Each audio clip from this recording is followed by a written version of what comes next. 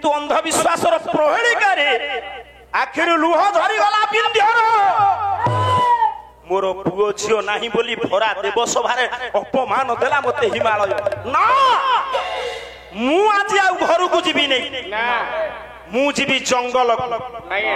କାରଣ ଜଙ୍ଗଲକୁ ଯିଏ ଯାଇଛି ତାର ମଙ୍ଗଳ ହେଇଛି। ସେତେବେଳେ ପିଲାମାନେ ପାଠ ପଢୁଥିଲେ ଜଙ୍ଗଲରେ, ସେତେବେଳେ ଋଷିମୁନି ମାନେ ତପସ୍ୟା କରୁଥିଲେ ଜଙ୍ଗଲ। ମୁଁ ଯାଉଛି ଜଙ୍ଗଲକୁ ଯିବି, ଏଇ ହିମାଳୟ ଝିଅ ପାର୍ବତୀ କି ତପସ୍ୟା କରି। ହିମାଳୟ ଝିଅ ପାର୍ବତୀ ଠାରୁ ଯୋଗ୍ୟା ଝିଅ ପାଇ। ହିମାଳୟ ଜୋଇଁ ଶିବ ଠାରୁ ଯୋଗ୍ୟ ଜୋଇଁ ଗର୍ବ ଖଣ୍ଡନ କରିବି। ହିମାଳୟ ଚାଲିଲା ଜଙ୍ଗଲକୁ। ଜଙ୍ଗଲରେ କଣ କରିବା ନା ତପସ୍ୟା। ତପସ୍ୟା ଠାରୁ ଶକ୍ତି ଏ ବିଶ୍ୱରେ କି ଅଛି? ଗୋଟେ ପଦ ଲେଖିଲେ ଆପଣ ମାନଙ୍କର ବିଶ୍ୱନାଥ ପଟ୍ଟ ଯୋଶୀ ମହୋଦୟ, ସୁନ୍ଦର ପଦ। ସରି, ତାଙ୍କ ପଦ ଆସିବ, ମୋର ଭ୍ରମ ହେଇଗଲା। ଜଗନ୍ନାଥ ବେହେରା ଗୋଟିଏ ପଦ ଲେଖିଲେ, କହିଲେ ଇଏ ତପ ବଳେ ଅସାଧନ ହୁଅ ଇଶା।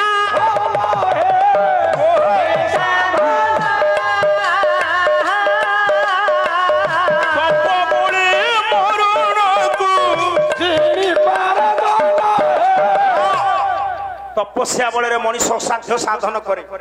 ବିନ୍ଧ୍ୟ ଅପମାନ ପାଇ ଆଜି ଚାଲିଲା ଜଙ୍ଗଲକୁ। ପାର୍ବତୀଙ୍କୁ ତପସ୍ୟା କଲା।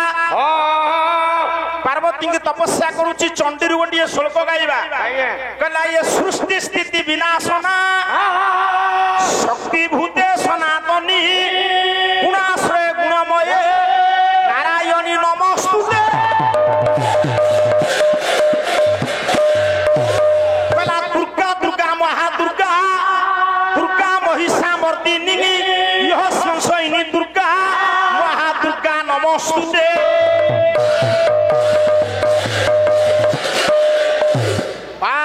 ଏମିତି ଡାକିଛି ଆଜି ବିନ୍ଧ୍ୟ। ମଉସା ମାଙ୍କର ଆସ୍ଥାନ କମ୍ପି ଯାଇଛି।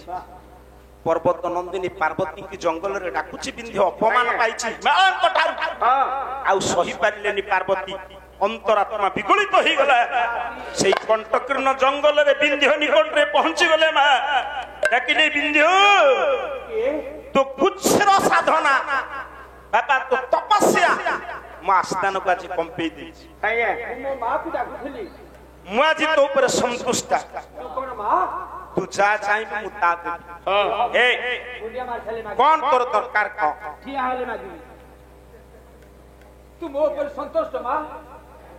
ସନ୍ତୁଷ୍ଟ କଣ? ସନ୍ତୁଷ୍ଟ କହୁନୁ? ତୁ ଯାହା ମାଗିବୁ ମୁଁ ତା ଦେବି। ମୁଁ ତୋ ଉପରେ ଭାରି ଖୁସି। ବାପା ଦେଇପାରିବୁ ତ? ସତ୍ୟ କରି ତୁ ଯାହା ମାଗିବୁ ଦେବି। ଏ ମା କହ। ମୋ ପାଇଁ ଗୋଟେ ଛେଳି ଲୋନ କରିଦେଲେ। ବାବୁ ମୁଁ ତୋତେ ହାତ ଯୋଡ଼ି ତୁ ବସିଲୁ। ତୁ କଣ ଭାବିଛୁ ଏସଏଚ ଗ୍ରୁପକୁ ଯାଇଛୁ ଭାରିଟାକୁ ନେଇ ନା କଣ? କହିଲୁ ଯାହା ମାଗିଲେ ଦବୁ ବୋଲି। ତୁ ଯାହା ମାଗିବୁ ମୁଁ ତା ଦେବି। ତୁ ବିନ୍ଧ୍ୟ ରୋଲ କର। କଣ ତୋର ଦରକାର କହ? ତୁ ମୋ ତପସ୍ୟା ଖୁସି କରେଇ ଦେଇଛି। କହ ତୁ ଯାହା ମାଗିବୁ ଦେବି। କୁକୁଡ଼ା ଫାର୍ମରେ ମନ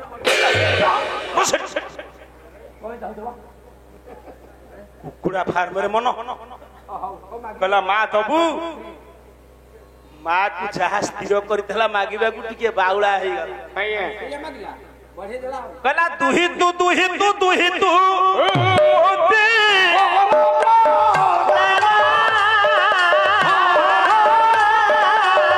ଅସ୍ତୁ ଅସ୍ତୁ ବୋଲି କହିଲେ। ତିନିଟା ଝିଅ ମାଗିଦେଲା, ଗୋଟିଏ ଝିଅ ମାଗିବା କଥା। ମଉସା ତିନିଟା ମାଗିଦେଲା। ତୁହି ତୁ ତୁହି ତୁ ତୁହି ତୁ। ଚୋକୁକୁ ମା କହିଦେଲେ ଅସ୍ତୁ ଅସ୍ତୁ ଅସ୍ତୁ। ମା ଡାକିଲେ ବାବୁରେ ତିନିଟା ଝିଅ ମାଗିଲୁ, ଅସ୍ତୁ କହିଦେଲି। ଉପଯୁକ୍ତ ସମୟରେ ତିନିଟା ଝିଅ ପାଇ। ସେ ତିନିଟା ଝିଅ ହେବେ ଯୋଗ୍ୟା, ପ୍ରତିଷ୍ଠିତା, ସର୍ବଗୁଣ ସମ୍ପନ୍ନା। ନାଇଁ କଣ? हे बापा मिथ्या कहना। अरे बाबू तू तो तीन की झियो मागिलु दुहि तू दुहि तू दुहि तू। मु तो अस्तु अस्तु कहिली मिछ काई कहू? हां हां तीनटा झियो पाइले तोर ओडुआ कोन हबो? कोन ओडुआ हबो? हो बाहा दबाकू पड़िबो तीन थर। तीन थर बाहा देबी। चौथुक दबाकू पड़िबो। तीनटा गणराज देबी।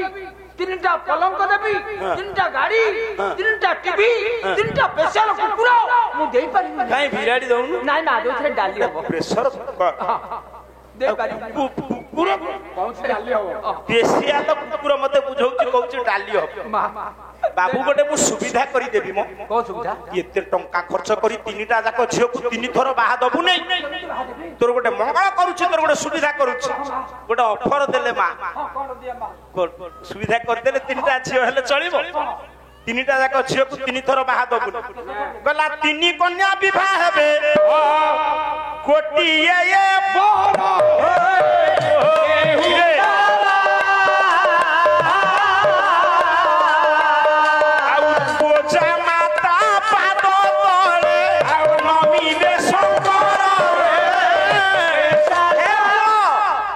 तो 3टा जाक झियो बाहा हेबे गोटिए पुओ से 3टा जाक झियो गोटिए बर को बाहा हेबे जे होबो तो जोई पाद तळे हिमालय जोई शिव शंकर मुंडिया मारी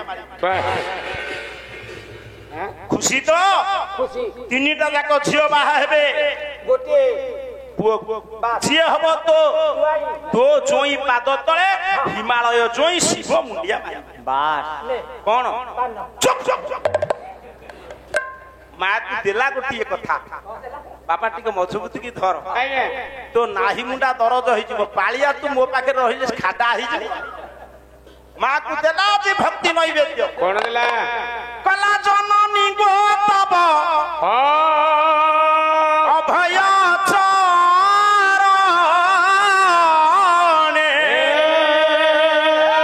प्रणतिबा रुचि निरंतर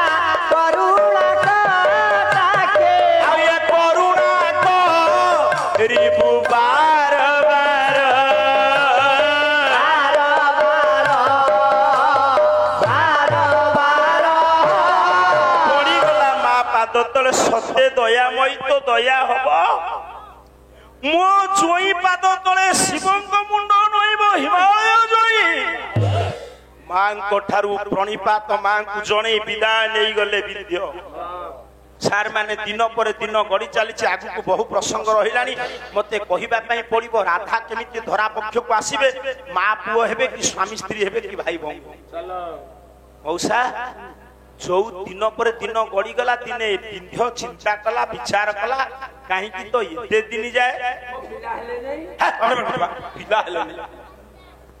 जो दिन यही चिंता कला ठीक से दिन राति पांति पहर विंध्यर स्त्री विंध्या देखला स्वप्न अनेक गुड़िए तारका माने आकाश रे मिजी मिजी आलोक प्रदान करूछन किछि केते गुड़िए तारका लिभि जाउछन्ति निष्प्रभ होई जाउछन्ति प्रेम मंडल रे किंतु निद्रा भांगी गला जेतो बळे कोन देखिला गला तीनोटी उज्जवल तारका हेले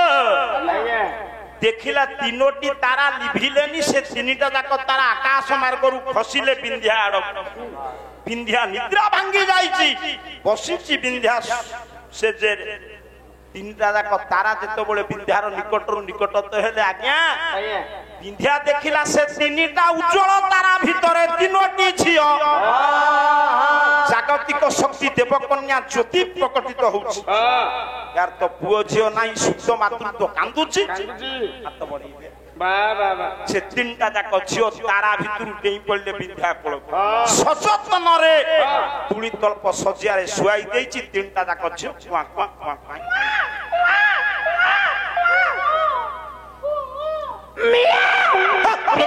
तो मुकुडे रे तू छुआ गुडा को बुराडी भलिया कोन बबु कोन तोर के पिला नाही संसार नाही 12टा पिलार बापा से जाननी छुआ केमती बोबांती वो भागे नाही आज्ञा कोन हला छुआ कांदना मु सुनी पाइली कोन 12टा पिला तो स्त्री जन्म कला तू छुआ कांदना जाननु एते गला गया मो स्त्री पिला जन्म दिए तू सती गले पाला रह ता माने तो स्त्री सब बेले वर्षा दिने जन्म करे नाही खरा दिना पिला मोर ओ खरा दिने जन्म करे तू जेतोले पालार थाउ अच्छा ये पिला बिराडी भलिया बोबांती केमी जानली हमर गोटे बिले अछि आज्ञा तू जेतोले वर्षा दिने घरे थाउ सती गले जन्म दिए तू भाबिलु बोते मो पिला एंती बबु थेबे हमरो बात कुटवा बेकारिया कथा तैते जानि जोरटा ना र ये तीनटा जाक छियो जेतोले बिंध्या कोळ रे क्रंदन कले मौसा कोन करिया भोजी रे खटा टिके रहिला भलिया न रहिले पिला मन बुझिबनी से तीन झियंकर क्रंदन ध्वनि जनक कर्णरे पड़िला गेडुआ चिंता कलु काहा कान रे पड़िथबो झियंक कांदणा आशा दीदी करो अच्छा आशा दीदी कथा काई तो मुंडे रे ठुकिनी पसिला मो स्त्री अछि आज्ञा आशा अच्छा आओ भलो किछि करा अंडा किनु हमर तुमे बाबू ये तीन झियंक क्रंदन ध्वनि पड़िला गोटे उडा बाबाजी को काने पाला बंद करो काई बाबाजी केते उठिबे को बाबाजी उडुचंती यही जिल्लार चोकियो कवि যদুমণি মহাপাত্র কহিলে সে বাবাজি যেতବେଳେ আকাশে উড়ন্তি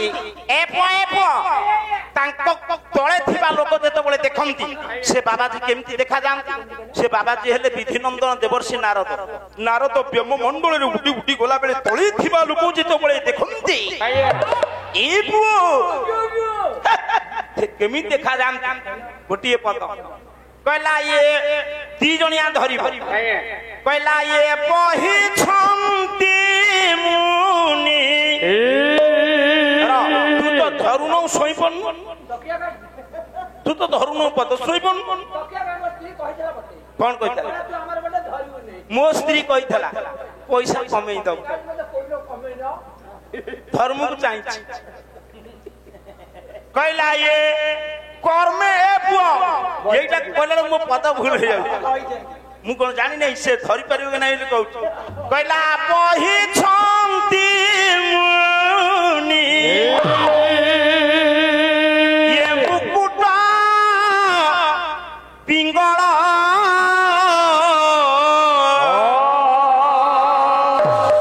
सुई भाई सुई बाबा ये दी चार जन गायक संगे खास पड़ी जेना भाई हम सुई भाई हौ ये नयागढ़ जिलार से जने भल गायक प्रति पशिगला पाटे कौन हो जेना भाई नाही मुंडारू आइले जाई कि हबो कहला ये पहि छंती मुनि ये मुकुटा पिंगला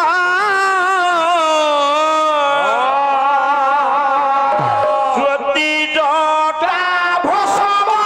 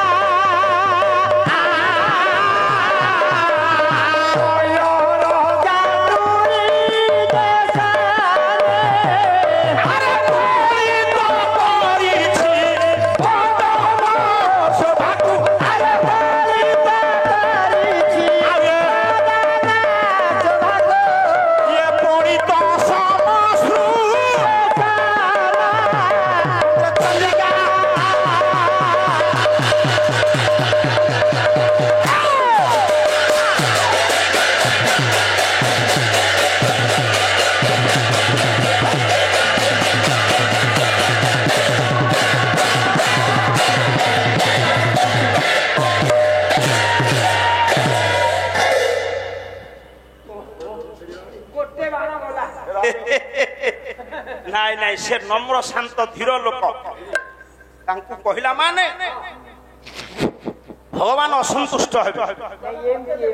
ଶୁଣୁ ଶୁଣୁ ଯଦୁମଣି କହିଲେ ନାରଦ ଯେତେବେଳେ ଆକାଶରେ ଉଡନ୍ତି ଦେଖାଯାଏ ନାରଦଙ୍କ ପରି ନୁହେଁ ସତେ କଣ ଗେରୁଆ ପର୍ବତରେ କୁହୁଡି ମାରିଛି।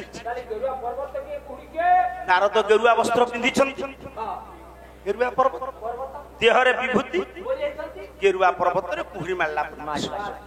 ଚନ୍ଦ୍ରେ ଚନ୍ଦ୍ରିକା ଚନ୍ଦ୍ର କହିଲେ ଜାଣିଛୁ ଜହ୍ନ ଚନ୍ଦ୍ରିକା କହିଲେ କିରଣ। ନାରଦ ବୁଢା ହେଲେଣି ଦାଢି ପାଚିଲେଣି ତୋ ଭଳିଆ ଟାକୁଆ ଗାଲାନ ଦିବ୍ୟ ଜ୍ୟୋତି ବାହାରି ପାଲାରେ ବୁଲିକିରି ଖାଇଲେ ଭଲ ଦେଖାଯାଉ ଘରେ ଗଲା ମଲା ଭଳିଆ ଦେଖାଯାଉ। ଜ୍ୟୋତି ବାହାରୁଛି ନାରଦଙ୍କ ମୁଖମଣ୍ଡଳ ପାଚିଲା ଦାଢି ସେ କେମିତି ଦେଖାଯାଉଛି ନା ଚନ୍ଦ୍ରକୁ ଚନ୍ଦ୍ର କିରଣ ବେଢି ରହିଲା ପରି ନାରଦଙ୍କ ମୁଖ ଚନ୍ଦ୍ରକୁ ପାଚିଲା ଦାଢି କିରଣ ପରି ବେଢି ରହିଛି କି ହେଲା ଅର୍ଥ। ଦେବର୍ଷି ନାରଦ ଆକାଶ ମାର୍ଗରେ ସାର ମାନେ ଉଡି ଉଡି ଗଲା ବେଳେ ବିନ୍ଧ୍ୟା କୋଳରେ ଏ ତିନିଟା ଯାକ ଝିଅଙ୍କର କ୍ରନ୍ଦନ ଧ୍ୱନି ଶୁଣିଲେ। ନାରଦ ତ୍ରିକଳ ଜନତା କହିଲେ ଓ ମା ମାନେ ଆସିଗଲେଣି ମରିବ ଜଣେ ମରିବ ଜଣେ କିଏ ହେ ଭଗବାନ ମୁଁ ତାଙ୍କୁ କହିବିନି। ଅବଶ୍ୟ ମୁଁ ଗୋପାଳ ଭାଇଙ୍କ ଗାଁକୁ ପାଲାକୁ ଯାଇଥିଲି ସେ ମତେ ଘରକୁ ଡାକିଲେ ଖାଇବାକୁ ଦେଲେ। ଆଚ୍ଛା ଯାହା ହେଲେ ଆମେ ବ୍ରାହ୍ମଣ ଲୋକ ତୁମ ଘରେ ଖାଇବୁ ତୁମକୁ ବିଧାତା କହିଲାନି ଟଙ୍କା 50ଟା ଟଙ୍କା 50ଟା ଦେଲେନି। ତୁମେ ଲକ୍ଷ ଲକ୍ଷ ଟଙ୍କା ଇନକମ କରୁଛ କାହିଁ ଟଙ୍କା 100ଟା ଦେଇଦେଲେ କଣ ତୁମର ସରିଯାଉଛି। ଆପଣଙ୍କ ଜିଲ୍ଲାର ସ୍ୱାଇଁ ଭାଇ ମୁଁ ଆଜି କାହିଁକି ମୋ ଆଖି ଛଳ ଛଳ ହେଇଯାଉଛି କରୋନା ବେଳେ ମତେ ପଚାର କହିଲେ ଭାଇନା କଣ ପଇସା ପତ୍ର ଅସୁବିଧା କିଛି ଅଛି। ସେ ପାଟିଏ ସମ୍ପତ୍ତିର ମାଲିକ। ମୁଁ ବଡ ପଣ୍ଡୁସର ପାଲାକୁ ଯାଇଥିଲି ମୁଗ ଆଣିକି 10 କିଲୋ ସ୍ୱାଇଁ ଭାଇ ଆଣିକି ଦେଲେ ତା ମାନେ କଣ ସବୁ ଦେଇଦେଲେ। ତୁମକୁ ବିଧାତା କହିଲାନି ଟଙ୍କା 100ଟା ଏଫ୍ଟି ଦେଲେ ବି ଚଳିଯିବ। ଏ ପୁଅ ଦେବର୍ଷି ନାରଦ କହିଲେ ଜଣେ ମରିବ କିଏ ମରିବ ଇଏ ତିନିଟା ଯାକ ଝିଅ ଆଇଲେ ମୁଁ ଜାଣିଛି ଯିଏ ମରିବ ତାରି ପାଖକୁ ନାରଦ ଚାଲିଲେ। ନାରଦଙ୍କ ପେଟ୍ରୋଲ କୋଉଠି ମିଳେ ଜାଣିଛୁ ମନ ଜାନରେ ଜୟଦେବଙ୍କ ଟାଙ୍କିରେ ସେ ଟାଙ୍କି ଖୋର୍ଦ୍ଧାରେ ଗୋଟେ ଲିଟର ତେଲ ପକେଇବା ନାରଦ ଯିବେ। ଯୋଉ ସ୍ୱର ଭାରତକୁ ସ୍ୱାଧୀନ କରିଛି ସେଇ ସ୍ୱର ପକେଇବା। ଦେବର୍ଷି ନାରଦ ଯାଉଛନ୍ତି ଯିଏ ମରିବ ମୃତ୍ୟୁର ଉପତ୍ୟକାରେ ଯିଏ ଦଣ୍ଡାୟମାନ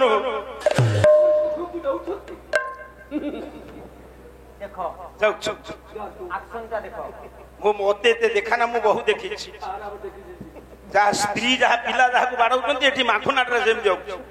ଗୋଟିଏ ପଦ ଶୁଣ କହିଲା ମଣିମୟ ମକର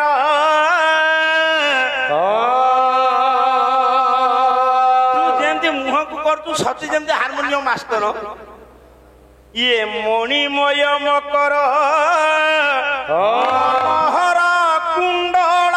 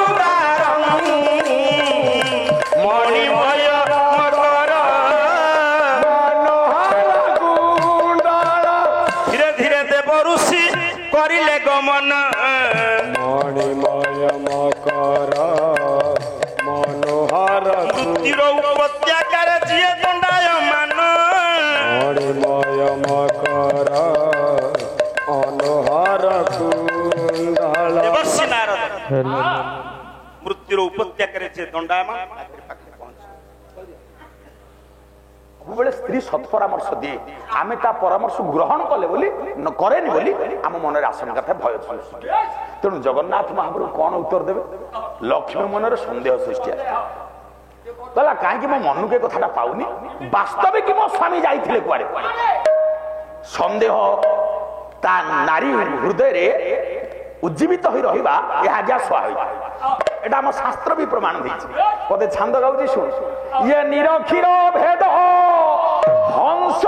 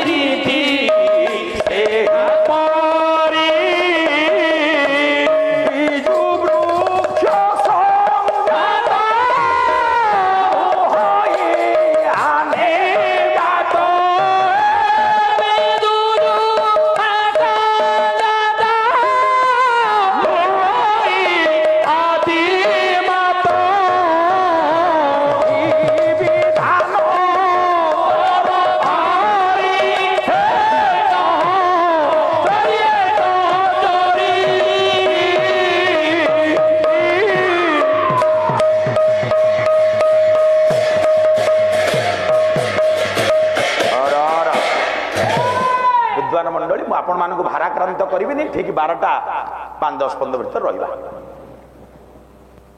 अच्छा देखु के सुंदर कथा कवि साहित्य स्थान देले मु कहीं कथा कहली ना लक्ष्मी मन में सन्देह उपजी रहा स्वाभाविक नारी मन में सन्देह तैयारी हवा स्वाभाविक ये विदग्ध चिंतामणि अभिमन्यु सामंत सिंहार लिखिले नीर क्षीर भेद हंस करई भेद एहा ता कूलर व्यवहार आपण देखिए क्षीर भितर आज्ञा पानी मिसिकी थाए विज्ञान अग्रगति हेलानी जंत्र भी बाहर किंतु एमिति जंत्र बाहरी क्षीर रे केते परिमाण पानी मिसी कहीहब किंतु क्षीर रु पानी जो अलगा करहब अलगा करे किए ये सृष्टि एकमात्र जीव से हूँ कंस एहा ता कूलर व्यवहार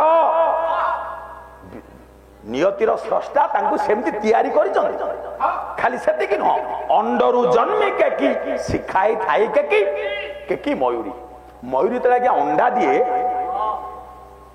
गोटे निर्जन पहाड़िया स्थान को से पळेबो पादरे माटी की खोली देबो अंडा दबो पुणी शुकिला काठी गोटा घोड़े देकी से फेरी आसीबो ता पाखरे कोनोसी कैलेंडर न थांता कि से कोनोसी ज्योतिषंकर परामर्श लोडेनी ठीक जो दिन 21 दिन हबो से जीवो देखो 21 दिन पर जाकि माटी को आड़ी दब अंडारू छुआ फुटी थे जन्म होते फेरी आसब मयूरी मयूरी आसी जंगल में बुलुवा गोटे जीवंता नाग साप को थंटर धर जीवंता नाग साप को लेकिन से छुआ मान फिंगी दब जदि छुआ माने चंचुरे बा थंतरे नाग साप को खुंपिले छुआ मान से रख जदि छुआ माने प्रतिक्रिया किसी ना से छुआ मान से मारिदब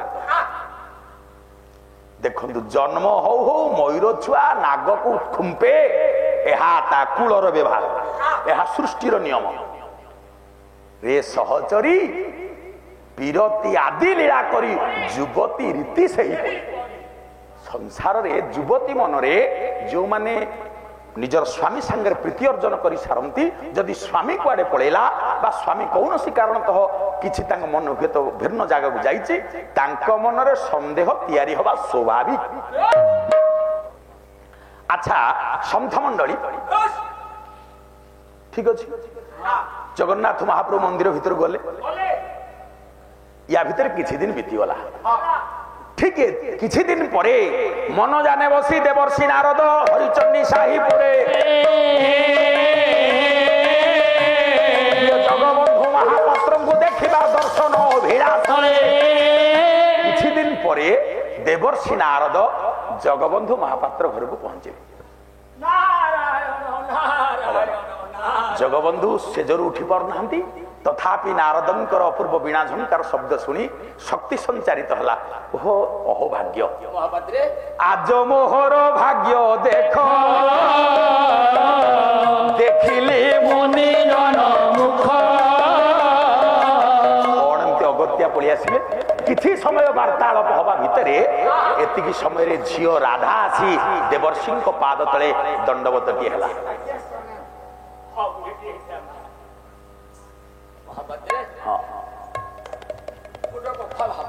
କଣ ଭାବୁଛ? ଯେତେବେଳେ ଝିଅଟାକୁ ଦେଖିଦେଲେ, ସୁନ୍ଦର ପାଦରେ ଝୁଙ୍କିଆ, ହାତରେ ଶଙ୍ଖା, ଦେବର୍ଷି କହିଲେ ୟା ଭିତରେ ଝିଅଟାକୁ ବାହା ଦେଇ ସାରିଲେ। ମାନେ କହିଲେ ଝିଅର ବାହାଘର କଲ, ମତେ ସାଧାରଣ ଟିକେ ନିମନ୍ତ୍ରଣ କରିପାରିଲେ, କଣ କରିବେ? ଲଜ୍ଜିତ ହେଲେ। ଆଚ୍ଛା ମହାପାତ୍ରେ, ହଁ ଆଚ୍ଛା କହିଲ ଝିଅର କ୍ୟାଣ୍ଡେଲ କିଏ? କଣ ତୁ ବୁଝିପାରିଲୁ? ଆଉ କ୍ୟାଣ୍ଡିଡେଟ କଥା କହୁଛ? କହିଲା କ୍ୟାଣ୍ଡେଲ କିଏ କହିଲ? ହଁ ହଁ କହିଲେ ଆଚ୍ଛା କୋଉଠି ଆପଣ ଝିଅକୁ ଦେଲେ? କୋଉଠି ଦେଇଛନ୍ତି କହିଲେ? କଣ କରିବେ? ବାଧ୍ୟ ହେଇକି କହିଲେ। କହିଲେ ଜଗତପତି ହରି ବ୍ରହ୍ମାଣ୍ଡ ଜଗତପତି ହରି ବ୍ରହ୍ମାଣ୍ଡ ସେହି ମୋ ଦୁହିତାର ସେହି ମୋ ଦୁହିତାର ହୁଅନ୍ତି କାନ୍ତ ହେ ହୁଅନ୍ତି କାନ୍ତ। ଆଉ କୋଉଠି ଝିଅକୁ ଦେଇନି, ସ୍ୱୟଂ ଜଗନ୍ନାଥ ମହାପ୍ରଭୁ ତାର ପାଣି ଗ୍ରହଣ କରିଛନ୍ତି। ମହାଭାଗ୍ୟ। ଆଚ୍ଛା ଝିଅକୁ କଣ କୁଆଣି କରିକି ଆଣିଛ ନା ଯାତ୍ରା ନୀତି ଦେଖିବାକୁ ଆସିছে? କଣ ଆପଣଙ୍କ ଘରେ ଝିଅ କଣ ଆପଣ ଘରୁ ଆସିଛି, କଣ ବୁଲିବା ପାଇଁ ଆସିଛି? ବଡ ଏମିତି କଥାଟିଏ ପଚାରିଦେଲେ ଦେବର୍ଷି, ଯାହାର ଉତ୍ତର ନଥିଲା ମହାପାତ୍ରଙ୍କୁ ଦବା ପାଇଁ। କହିଲେ କଣ କହୁନ, ଝିଅ କେତେ ଦିନ ହେଲା ଆସିଛି ନା କଣ ବୁଲିବା ପାଇଁ ଆସିଛି? କହିଲେ ଦେବର୍ଷି କୌଣସି କଥା ଆପଣଙ୍କୁ ଲୁଚେଇ ହବନି। ଝିଅଟାକୁ ବାହା ଦେଲି ପ୍ରଭୁଙ୍କୁ ସତ, ଝିଅକୁ ଜଗନ୍ନାଥ ମହାପ୍ରଭୁ ବିବାହ କଲେ ସତ, କିନ୍ତୁ ବିବାହ କଲା ବେଳେ ରଖିଛନ୍ତି ସର୍ତ୍ତ, ଦିନକ ପାଇଁ ସେ ବଡ ଦେଉଳକୁ ତାକୁ ନେବେ ନାହିଁ। ଚମକି ପଡିଲେ ଦେବର୍ଷି, କାରଣ ଯେକୌଣସି ଘଟଣାକୁ ଗତିଶୀଳ କରାଇବାରେ ଦେବର୍ଷି ନାରଦଙ୍କର ପ୍ରମୁଖ ଭୂମିକା ରହିଥାଏ। କହିଲେ ଆଚ୍ଛା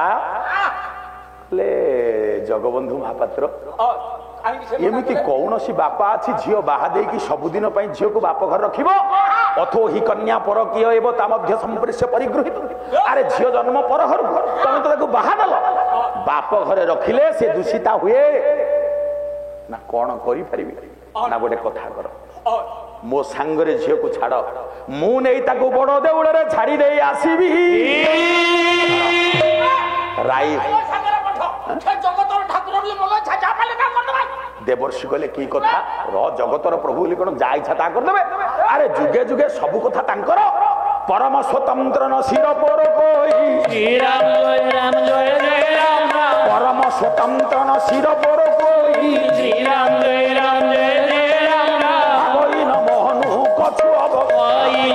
ପରମ ସ୍ୱତନ୍ତ୍ର ଶିର ପର ସେ କଣ ଭାବୁଛନ୍ତି ତାଙ୍କ ଉପରେ ଆଉ କେହି ନାହିଁ?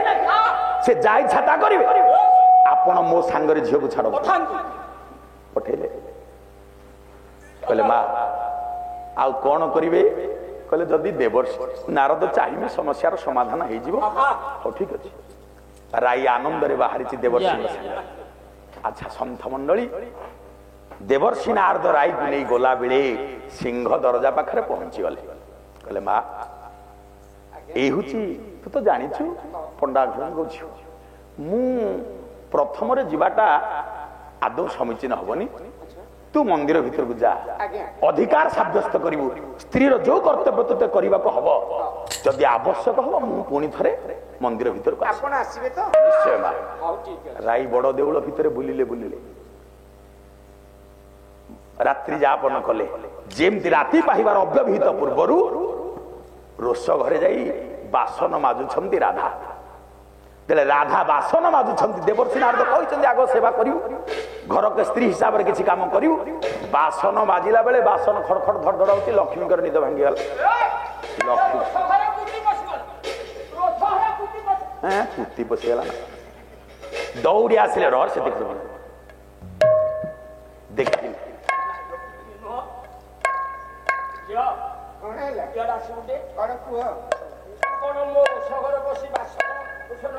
ଇଏ ତ ମୋ ଘର, ପୁଅ ଘର, ପୁଅ ଘର ମାନେ ଇଏ ତ ମୋ ଘର, ମୋ ଘର କାମ ମୁଁ କରୁଛି। ପୁଅ ଘର କଣ? ଏଇଟା ମୋ ଘର। ମୋ ପୁଅ ଘର ଯଦି ତୋ ସ୍ୱାମୀ କିଏ? ମୋ ସ୍ୱାମୀ ପୁରା ପ୍ରଭୁ ଜଗନ୍ନାଥ। କଣ କହିଲ? ପ୍ରଭୁ ଜଗନ୍ନାଥ। ଜଗନ୍ନାଥ ତୋ ସ୍ୱାମୀ? ଏଲୋ ବାଡି ଖାଇ, ତୋ ମୁଣ୍ଡ ଖରାପ। ଗାଳି କଣ କରୁଛୁ? ବାଡି ଖାଇ, ଗାଳି କଣ କରୁଛୁ? ଶୁଣେ କଣ ତୁ ମରିବୁ, କାହିଁକି? ତୋ ସ୍ୱାମୀ ରାଣ୍ଡ ହବ। ତୁ କଣ ତୋ ସ୍ୱାମୀ ମରିବ ନାଇଁ ଲୋ, ସିଏ ମରିଲେ ମୋ ସ୍ୱାମୀ, ସିଏ ମରିଲେ ମୁଁ ମଧ୍ୟ ବିଧବା ହେବି। ଶୁଣେ କଣ? ତୁ ମନ୍ଦିରରୁ ବାହାରିବୁ, ମନ୍ଦିରରୁ ମୁଁ ଯିବିନି। ତତେ ମାରୁ ମାରୁ ମାରି ଯିବିନି। ଅଳ୍ପ ତ ଯିବୁ ନା, ଅଳ୍ପ ଯିବିନି। କଣ ରାତି ପାହୁନି କେମିତି ଉଠୁନାହାନ୍ତି? ଦେଖନ୍ତୁ ୟା ଭିତରେ ଲକ୍ଷ୍ମୀ ଆଉ ରାଧାଙ୍କ ଭିତରେ ଗୋଟେ କଳି ହେଇଗଲା। ଲକ୍ଷ୍ମୀ କହିଲେ ତୋର ଏଡେ ସାହସ, କେମିତି ତୁ ମନ୍ଦିର ଭିତରକୁ ଆସିଲୁ? ପୁଣି ମନ୍ଦିରକୁ ତ ଆସିଛୁ ପୁଣି କହୁଛୁ ମୁଁ ଜଗନ୍ନାଥଙ୍କ ସ୍ତ୍ରୀ, ଜଗନ୍ନାଥ ତୋତେ ବିବାହ କରିଛନ୍ତି, ଏ କଥା ଅସମ୍ଭବ। ପୁଣି ମନେ ପଡିଗଲା ଲକ୍ଷ୍ମୀଙ୍କର। କହିଲା ଆରେ ହେ ସେଦିନ ବର ବେଶେ ଆସିଲେ ପ୍ରଭୁ, ସେଦିନ ବର ବେଶେ ଆସିଲେ ପ୍ରଭୁ, ପଚାରୁ କହିଦେଲେ ବୁଝାଇ ସବୁ ହେ। ଆରେ ସେଦିନ ଯୋଉ ମୋ ପ୍ରଭୁ ବର ବେଶ ହେଇ ଆସିଥିଲେ ଏଇ ତାର କାରଣ ଜାଣିଲି। ଆଚ୍ଛା କହିଲା ବାହାରେ, ମନ୍ଦିର ଭିତରୁ ବାହାରେ।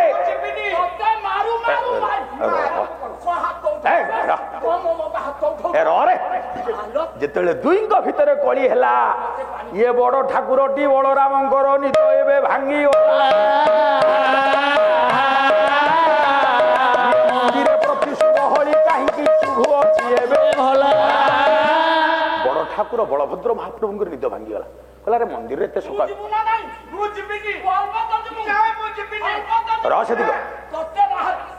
ପହଞ୍ଚି ଗଲେ ପ୍ରଭୁ ବଡ ଠାକୁର। ମୁଁ ବୁପାଗିଲ ଦେଖୁନ ସତେ ଗୋଟେ ଦେଢଶୁର ଭଳିଆ କେତେ ମାନୁଛି ସେ। ଆଉ ହେଲା ମାହା ବୋହୁମା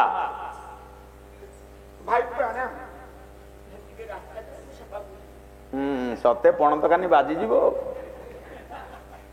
ଓ ହଉ ହେଲା ହେ, ତମେ ରାତି ବୋଲି ଛୋଟ ପିନ୍ଧ, ନାଇଟି ପିନ୍ଧିଲନି? ଆଚ୍ଛା ମା, ମୁଁ ଆଶ୍ଚର୍ଯ୍ୟ ହଉଛି ତମେ ଆଜି ଏଡେ ଜୋର ପାଟି କାହିଁ କରୁଛ ମନ୍ଦିରରେ? କଣ ବଡ ଠାକୁର ପଚାରି ଦେଲେ, କହିଲେ ମା ତମେ କିଏ? ମୁଁ ରାଧା। ଏ ମନ୍ଦିରରେ ରାତି ପାହିବା ପୂର୍ବରୁ ପ୍ରଭୁଙ୍କୁ ବିବାହ କରିଛି। କାହାକୁ? ଜଗନ୍ନାଥଙ୍କୁ ବିବାହ। କଣ ହେଲା? ତମେ ଜଗନ୍ନାଥଙ୍କୁ ବିବାହ କରିଛ? ଜଗନ୍ନାଥ ତମର ସ୍ୱାମୀ? ଆପଣ ସବୁ ଜାଣିଛନ୍ତି, ଜାଣି ଶୁଣି ଅଭିନୟ କରୁଛନ୍ତି। ନାଇଁ ମା ଶୁଣ, ଆପଣଙ୍କ ବିନା ପରାମର୍ଶରେ ସେ ଏତେ ବଡ ନିଷ୍ପତ୍ତି ନେଇପାରିଲେ। ସେଦିନ ମୋର ବେଶ ଘରକୁ ଆସିଥିଲେ, ମୁଁ ପଚାରି ମାରି ବିଭିନ୍ନ ପ୍ରକାର କଥା କହି ମତେ ଭୁଲେଇଲେ। ଠିକ ଅଛି ମା, ମୁଁ ଆଜି ନୂଆ ଶୁଣୁଛି ଜଗା ଏତେ ବଡ ନିଷ୍ପତ୍ତି ନେଲା, ପୁଣି ମତେ ନ ପଚାରିକି। କଣ କରିବା ନା ଆପଣ ତୁରନ୍ତ ତାକୁ ବାହାର କରନ୍ତୁ। ଆପଣ ନିର୍ଦ୍ଦେଶ ଦେଲେ ସେ ବାହାରିବ। ସିଏ ଯିବ ନହେଲେ ମୁଁ ଯିବି, ଆପଣ ନିଜ ପିତା। ଓ ହେଲା ହେ ଆଚ୍ଛା କଣ କରିବେ ମହାପ୍ରଭୁ? ଲକ୍ଷ୍ମୀ କହିଲେ ପ୍ରଭୁ ଆପଣ ନିଷ୍ପତ୍ତି ନିଅନ୍ତୁ କଣ ଏହାର ସମାଧାନ ହବ। ଯଦି ସିଏ ରହିବ ମୁଁ ମନ୍ଦିର ଛାଡିଯିବି, ଯଦି ମୁଁ ରହିବି ସିଏ ଯିବ। ବଡ ଅଡୁଆରେ ପଡିଗଲେ ପ୍ରଭୁ। କଣ କରିବେ? ଲକ୍ଷ୍ମୀଙ୍କ ବିନା ସହାୟତାରେ ଚଳି ହବନି। ଥରେ ଏମିତି ଦି ଭାଇ ଭୁଲ କରିଥିଲେ ଯେ ଯୋଉ ଦଣ୍ଡ ଭୋଗିଛୁ ଆମେ ଜାଣିଛୁ। ରହରେ ମୁଁ ବୋପାକିଲ ଆ ଚୁଟି ଅଛି ନା ଖାଲି ବେଣୀ ବାନ୍ଧୁଛୁ? ନାଇଁ ଭାଇ ଆମେ ଦି ଜଣ ଯାକ ମିଶିକି ରହିବୁ।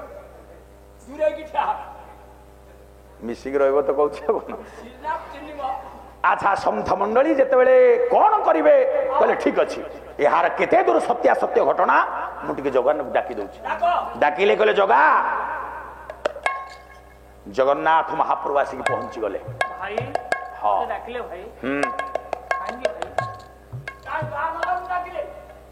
ଆଚ୍ଛା ତୁ ଏ ଝିଅଟାକୁ ଚିହ୍ନିଛୁ? ତୋ ସମ୍ମୁଖରେ ଠିଆ ହେଇଥିବା ଝିଅକୁ ତୁ ଚିହ୍ନିଛୁ? ଦେଖିଦେଲେ ଜଗନ୍ନାଥ ରାଧା। କଣ ଆଉ କରିବେ? ମୁହଁକୁ ତଳକୁ କରିଦେଲେ।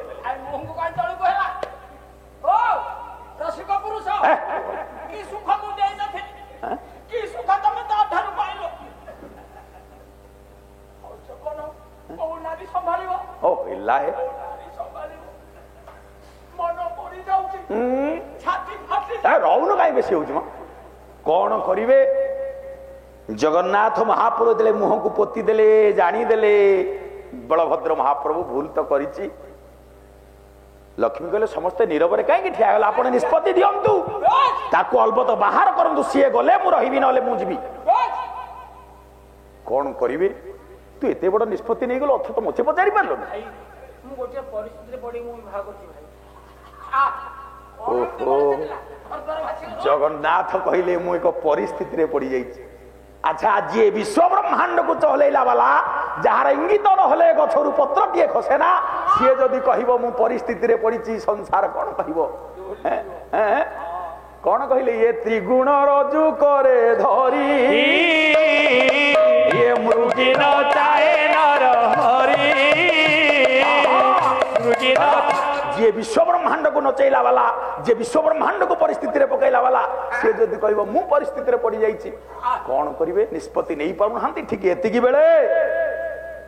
ଏତିକି ବେଳରେ ଦେବର୍ଷି ନାରଦ ଘଟଣା ସ୍ଥଳେ ମିଳିଲେ। ମନ୍ଦିର ଭିତରେ ଗହଳି ହେଉଛି ଭଲେ।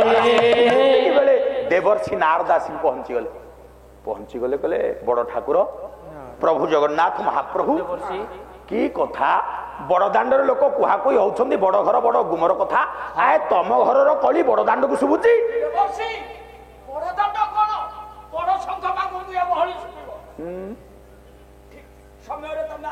କହିଲେ ଦେବର୍ଷି ଠିକ ସମୟରେ ପହଞ୍ଚିଗଲ। ମୁଁ ଆଶ୍ଚର୍ଯ୍ୟ ସମସ୍ତେ କଣ ହେଇଛି? ଦେବର୍ଷି ପଚାରିଦେଲେ ବଡ ଠାକୁର ବଳଭଦ୍ରଙ୍କୁ କହିଲେ କଣ ହେଇଛି?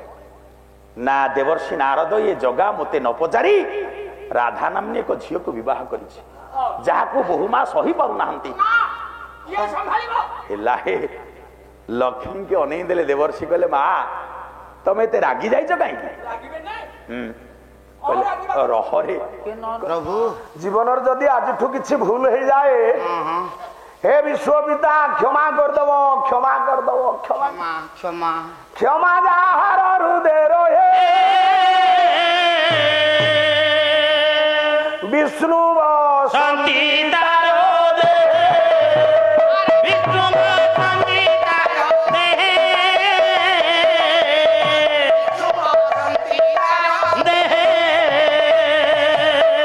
विश्वपिता क्षमा मागुची तम पाद तले। क्षमा मागे सिद्धगिरी बिहारी की मुनि।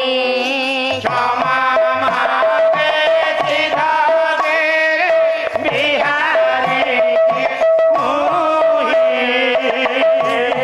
मात्र नभु लिवि ब्रज जात भुनि। क्षमा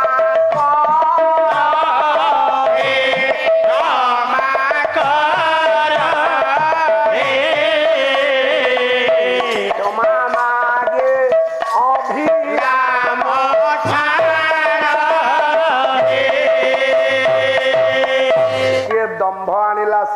ଝିଅଟା ବିପଦ ବେଳେ କାତର ହବନି ସମ୍ପଦ ବେଳେ ଆତୁର ହବନି ମହାପୁରୁଷ ମାନଙ୍କର କଥା କହିଲା ଯୁବକ ଯୁବକ क्या बोलता है छोकरी এটা গোটা অবাগ লোকটা ইয়াକୁ আনিবা যাহা ন আনিবা সিয়া से तापस भाई पर आज दाढ़ी निश देई दिहिंदी आई एम मुसलमान तो भाई सासु ଶାଶ୍ୱତ ଆମର ୟାକୁ ଦାଢି ନିଶ ଦେଇଛି ଆଜି କଣ କଲା ରେ ସବୁ ତକ ଆଉଛି ଶାଶ୍ୱତ ନାଟ କରିଛି ଆଉ ମୁଁ କହୁଛି ଆଉ କିଏ ନାଟ କଲା ରା କହିଲା ହେ ଯୁବକ क्या बोलता है ମତେ ବିବାହ କରିବ आई एम रेडी ସ୍ତ୍ରୀ ଭାବରେ ରଖିବ हाँ ତମେ ମୁସଲମାନ हाँ ସତ୍ୟ हाँ କା? मेरा मुसलमान है touch me know touch me ମୁଁ ଗଲା ହିନ୍ଦୁ ରମଣୀ ଯୁବକ କହିଲା କଣ ହେଲା ସେଠୁ ତମେ ରମଣୀ ଆଉ ହଟ୍। ସୁନ୍ଦରୀ ରମଣୀ ଠାକୁର ଅଭିରାମ ପରମହଂସ କଣ କହିଲେ କହିଲା କେ କହେ ଆଲା ଓଲେ ଖ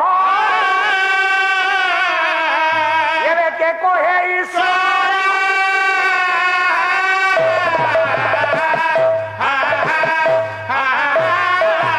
ଏବେ ଗୋଟିଏ ତ ଭଗବାନ ସକଳ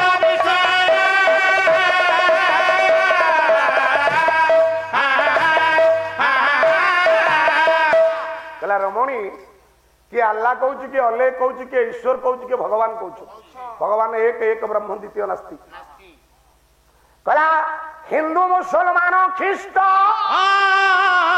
ଇଏରେ ଯେତେ ଧର୍ମ କହେ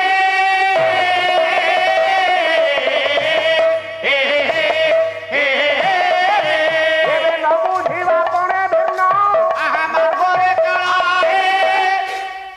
ହିନ୍ଦୁ ମୁସଲମାନ ଜୈନ ଖ୍ରୀଷ୍ଟିଆନ ବୁଦ୍ଧିଷ୍ଟ ଯେତେ ଅଛନ୍ତି ସମସ୍ତେ ଗୋଟାଏ ମାର ସନ୍ତାନ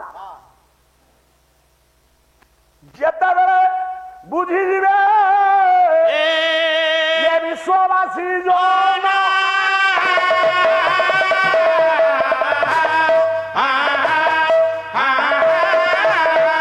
ସକଳ ଧର୍ମର କର୍ତ୍ତା ପ୍ରଭୁ ଭଗବାନ ଆମେ ଓଡ଼ିଆରେ ଆମେ ଓଡ଼ିଆରେ ଆମେ ଓଡ଼ିଆରେ ଆମେ ଓଡ଼ିଆ ଆମେ ଓଡ଼ିଆରେ ଆମେ ଓଡ଼ିଆ ଓଡ଼ିଆରେ ଆମେ ଓଡ଼ିଆ ଯୁବକ ହିନ୍ଦୁ ଭିତରୁ ସ୍ୱତନ୍ତ୍ର ପରିଚୟ ନଉଥିବା ଓଡ଼ିଆ ଜାତିର ଝିଅ ମୁଁ ଆମେ ଓଡ଼ିଆରେ ଆମେ ଓଡ଼ିଆରେ ଆମେ ଓଡ଼ିଆରେ ଆମେ ଓଡ଼ିଆ ଆମେ ଓଡ଼ିଆରେ ଆମେ ଓଡ଼ିଆରେ ଆମେ ଓଡ଼ିଆରେ ଆମେ ଓଡ଼ିଆ ଆମକୁ ପୁରୁଣା ଆମକୁ ଭରଣା ଆମକୁ ଭରଣା ଆମକୁ ଭରଣା ଜଗନ୍ନାଥ କେତେ ବଢ଼ିଆରେ ଆମେ ଓଡ଼ିଆରେ ଆମେ ଓଡ଼ିଆ ଆମେ ଓଡ଼ିଆରେ ଆମେ ଓଡ଼ିଆରେ ଆମେ ଓଡ଼ିଆରେ ଆମେ ଓଡ଼ିଆ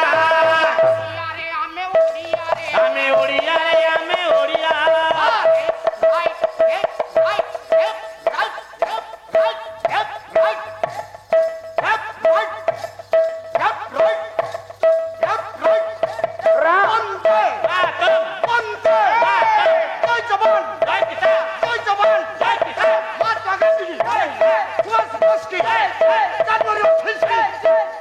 अगस्त 17 की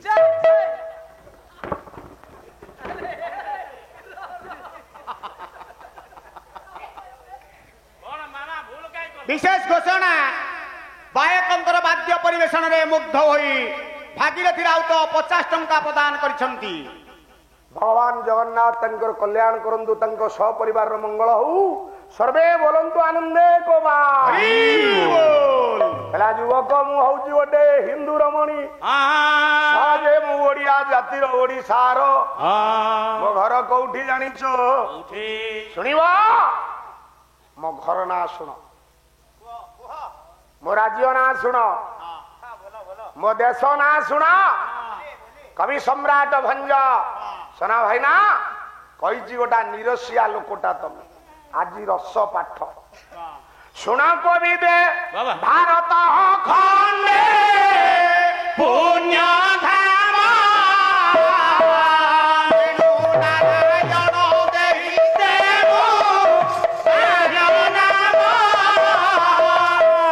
नारायण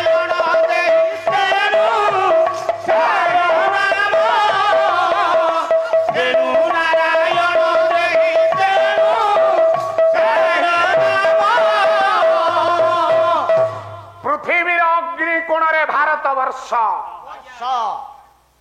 ଭାରତ ବର୍ଷର ଅଗ୍ନି କୋଣରେ ଓଡ଼ିଶା ଓଡ଼ିଶାର ଅଗ୍ନି କୋଣରେ ପୁରୀ ଜିଲ୍ଲା ପୁରୀ ଜିଲ୍ଲାର ଅଗ୍ନି କୋଣରେ ଶ୍ରୀମନ୍ଦିର ସେଇ ମନ୍ଦିରରେ ଯିଏ ରହିଛି ସେ ମୋ ଆରାଧ୍ୟ ଠାକୁର ସେ କମ୍ବୁ କଟକ ନିଜେ ଜଗନ୍ନାଥ ଚାରିବର୍ଣ୍ଣେ ଯୌବନ ଦେବା କୁସମାସ ଚାରିବର୍ଣ୍ଣେ ଯୌବନ ଦେବା କୁସମର୍ଥ ଓ ଚାରିବର୍ଣ୍ଣେ ଯୌବନ ଦେବା କୁସମର୍ଥ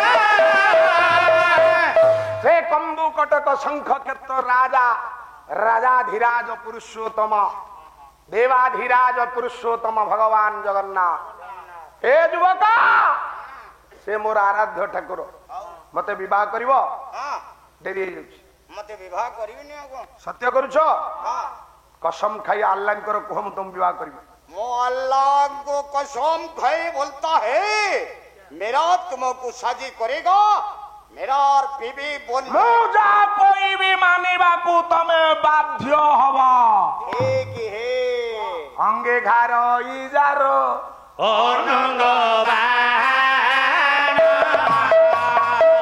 अंगे घर चेतन अचेतन चेतन अचेतन सब समा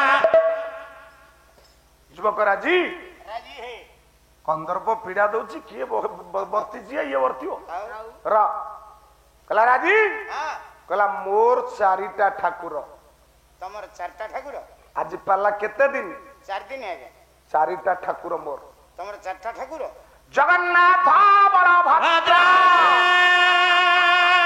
सुभद्रांच सुदर्शन ब्रह्मा स्वरूपाय चतुर्धाम हृदय नमः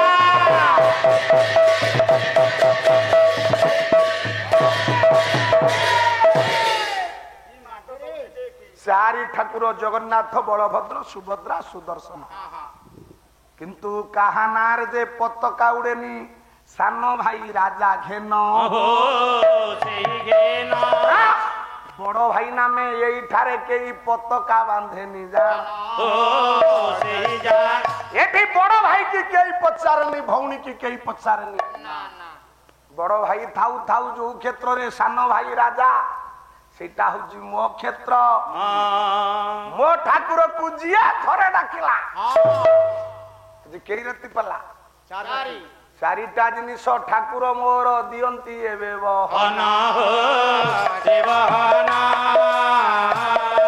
धर्म अर्थ काम मुख्य परा एबे करई प्रभु प्रदान तेणु करी एबे चारि द्वार जे खोलिछि ठाकुर गोटिए द्वारे स्वतंत्र पाहाच रखिछि जगन्नाथ जान पूर्व द्वारे छंती 22 पाहाच उत्तर रे 16 द्वार पश्चिम रे 17 ए पश्चिम 7 द्वार दक्षिणे 24 गोटी द्वार गोला बेले दुई पाखे थोई अछि मुक्ति रो जे भारत 22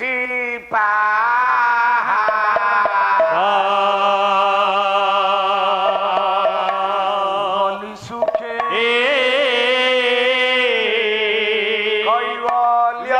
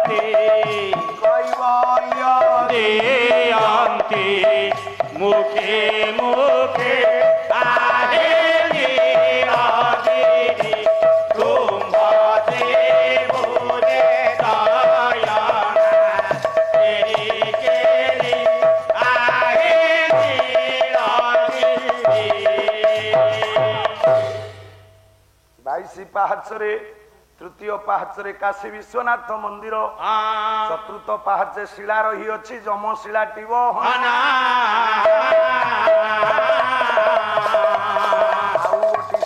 ଆଉ ଚାରି ଶିଳା ପୁରୀରେ ପଡିଛି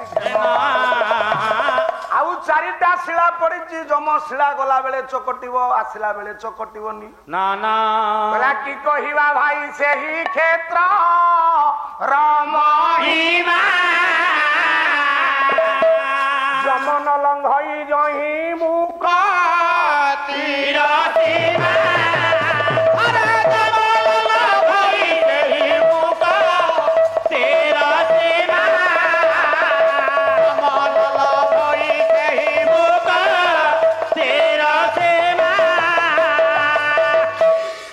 ଆସିଗଲ ସାର୍ ଭଲରେ ଅଛନ୍ତି ମୋ ଘର ଶୁଣିବ ମୋ ଗାଁ ନା ଶୁଣିବ ବହି ଦାଢ୍ୟତା ଭକ୍ତି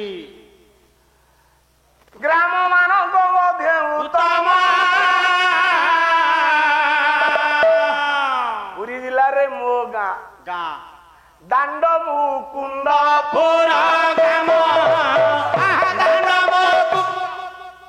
ସେ ଗ୍ରାମେ ଏକ ଦିଜବ ବିଧବା ରମଣୀ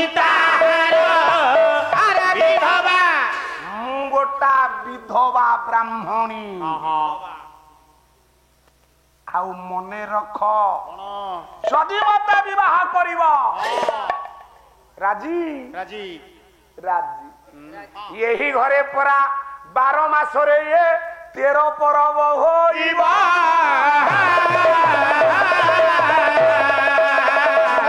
ପରା ହେ ମୁସଲମାନ ମନା ନ କହିବ ଏଇ ଘରେ 12 ମାସରେ 13 ପରବ ହବ ଗୋଟାଏ କୋଣରେ ତମ ଆଲ୍ଲା ରହିବେ ଆଉ ଗୋଟାଏ କୋଣରେ ବସିଥିବେ ପରା ମୋର ପ୍ରଭୁ ଜଗନ୍ନାଥ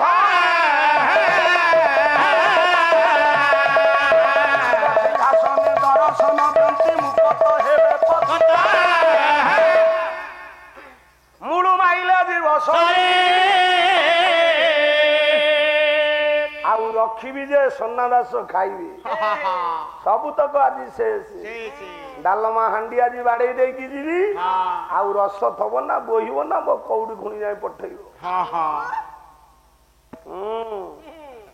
ବୁଢାକୁ ଛାଡି ଦେଇକି ଯିବ ବୋଲି କହିଲା ର ଆଜି ଗୋବିନ୍ଦକୁ ଶିଖେଇ ଦେଇକି ଆଇଛି ତୁ କିଛି କହିବୁ ବସ ମୁଁ ପଇସା ତ ଦେଇଦେବି ଗୋବିନ୍ଦ କହିଲା ନାଇଁ ଆଜ୍ଞା ହବନି ମୋ ପପୁକୁ ନେଇ କାଲି ଧରିଛି ବୁଢା କହିଲା ଏଇଟାକୁ ବନ୍ଦ କରିଦେଲା ହବ ଘରର ମେରୁଖୁଣ୍ଟଟା ଭାଙ୍ଗିଦେଲେ କହିଲା ବେହେରା ମେରୁଦଣ୍ଡ ଭାଙ୍ଗିଯିବ ଭାରି ଚାଲାକ ସୁନା ଦାସ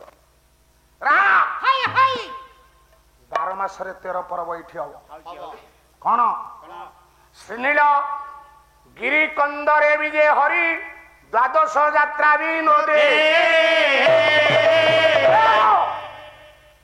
ବହି ବିଚିତ୍ର ରାମାୟଣ କବି ବିଶ୍ୱନାଥ ଖୁଣ୍ଟିଆ ପ୍ରଥମ ଛାନ୍ଦର ପ୍ରଥମ 3ଟା ପଦ ରାଗ ବଙ୍ଗଳାଶ୍ରୀ ବହି ନା କହିବ ପୃଷ୍ଠା ନା କହିବ ରାଗ କହିବ ଖାଲି ଜଗତସିଂହପୁର ଥରୁ ଥରୁ ତ ତମ ବେଳ ପଳେଇଛି ତମେ ପାଠ କଣ କହିବ ଶ୍ରୀନୀଳଗିରି କନ୍ଦରେ ବିଜେ ହରି ଦ୍ୱାଦଶ ଯାତ୍ରା ବିନୋଦେ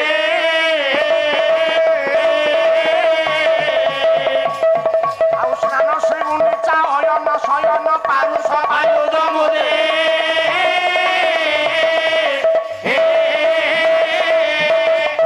ଦ୍ୱାଦଶ ଯାତ୍ରା କଣ ପାଲାବାଲାଙ୍କ ଖାତାରେ ନଥବ ପାଲାବାଲା ଦେବ ଉତ୍ଥାପନ ମକର ଓଢଣ ଦୋଳ ଦମନ କଚରେ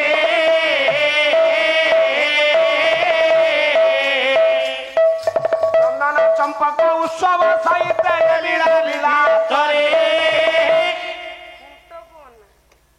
ହେଲା କଥାରେ ରାଜି এইপরি মুসলমান ঘরে হিন্দু রমণী রহিলা পূজা কলা জগন্নাথ পণ্ডিত মন্ডলী ভাই মানে বসিলেনি কিছু দিন অন্তে পণ্ডিত মন্ডলী ব্রাহ্মণী যে গর্ভবাস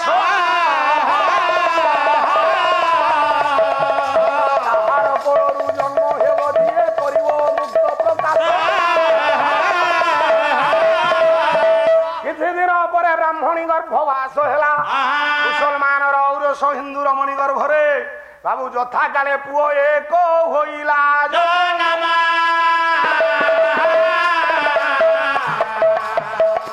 আরে তা সালবে গো দিলা তার নাম বাপ্পা যেণু লাল বেগ পুଅ নাମ ସାଲ ବେଗ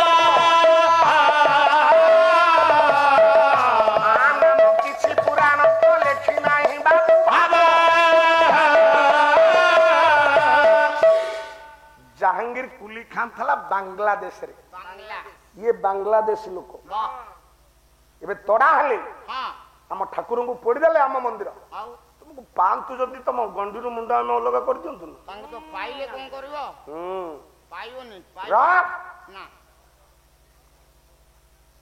ବାବୁରେ ବାପା ନା ସେଠି ଥିଲା ଜାହାଙ୍ଗୀର କୁଲି ଖାଁ ଏଇଠି ନା ହେଲା ଲାଲ ବେଗ ଗଳି ନା ହେଲା ଲାଲ ବେଗ କୋଠି ଥାନା ନା ଲାଲ ବେଗ ଥାନା କଟକରେ ବର୍ତ୍ତମାନ ଅଛି ପୁଅଟିଏ ଜନ୍ମ ହେଲା ନା ଦେଲା ସାଲ ବେଗ ମା ଚାହୁଁଥିଲା ପୁଅ ହିନ୍ଦୁ ହେଉ ବାପା ଯେ ମୁସଲମାନ ଛକି ରାସ୍ତାରେ ଠିଆ ହେଲା ଏବେ ଏ ବାଳୁତ ସନ୍ତାନ ଛକି ରାସ୍ତାରେ ଠିଆ ହେଇଛି ବାଳୁତ ପୁଅ ଯାଇଥିଲା ଦିନେ ଦାଣ୍ଡକୁ ଖେଳିବାକୁ ଫେରି ଆସିଲା ଡାକିଲା ମା ମା ମାଲୋ